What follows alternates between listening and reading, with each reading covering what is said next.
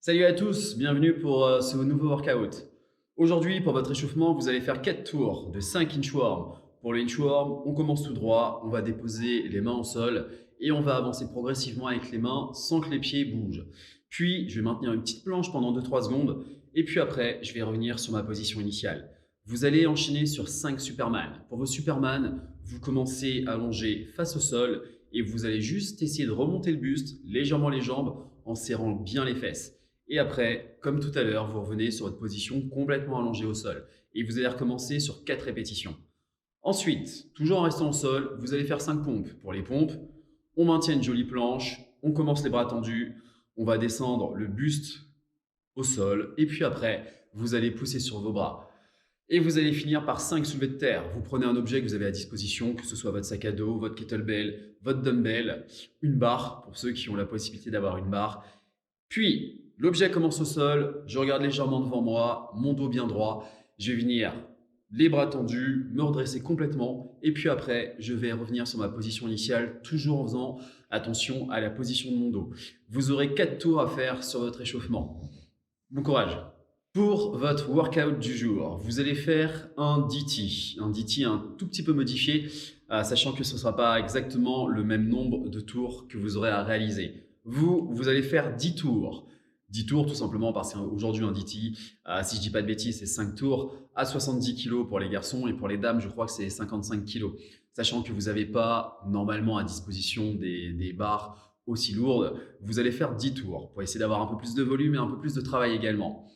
De 12 soulevés de terre. Votre soulevé de terre, on a vu les points de performance sur votre échauffement. Encore une fois, faites attention tout le long à la position de votre dos. Ça va être très important. Vous allez avoir 120 répétitions à faire au total. Même si votre charge est légère, la répétition peut engendrer des petites erreurs techniques. Donc, on essaie de rester concentré tout le long sur son mouvement. Vous allez ensuite passer sur 9 inclines.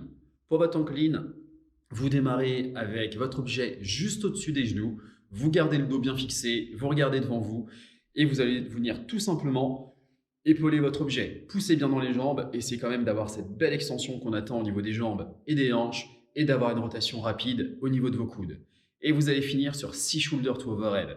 Pour les shoulder to overhead, votre objet va commencer sur les épaules. Vous avez le droit au strict press, donc c'est juste un mouvement de force. Vous avez le droit au push press. Sur mon push press, une petite flexion de jambe et je vais pousser le plus fort possible pour finir les bras tendus au-dessus de la tête avec mon objet. Ou sinon, vous pouvez réaliser un push jerk. Pour votre push jerk, on va faire une double flexion. Une première flexion pour la première impulsion. Je vais pousser dans mes jambes et avant que mes bras soient totalement tendus, je vais réaliser une autre petite flexion pour passer sur mon objet. Bien entendu, je dois finir complètement droit pour que mon mouvement soit validé sur mon push jerk. Et puis après, vous revenez sur votre position initiale. Vous n'avez pas de temps de repos entre vos 10 tours, bien entendu, parce que c'est un for time. Et vous aurez 15 minutes de cap time.